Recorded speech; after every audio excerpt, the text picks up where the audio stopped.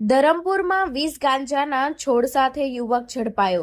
એસઓજીએ 9.55 લાખનો મુદ્દામાલ જપ્ત કર્યો। વલસાડ જિલ્લાના ધરમપુર તાલુકાના કોસીમપાડા ગામમાં ગેરકાયદેસર ગાંજાના વાવેતરનો પર્દાફાશ થયો છે।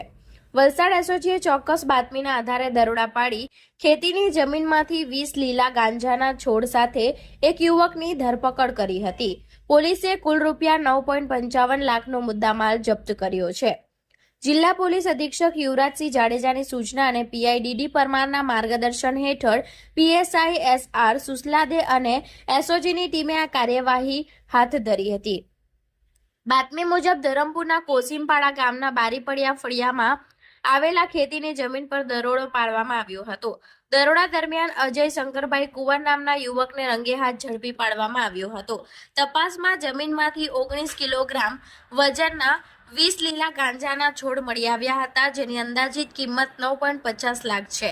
આરોપી પાસેથી 5000નો મોબાઈલ ફોન પણ જપ્ત કરવામાં આવ્યો હતો। આમ કુલ 9.55 લાખનો મુદ્દામાલ કબજે લેવાયો હતો અને આરોપી સામે ધરમપુર પોલીસ સ્ટેશન ખાતે એનડીપીએસ એક્ટ હેઠળ ગુનો નોંધવામાં આવ્યો હતો।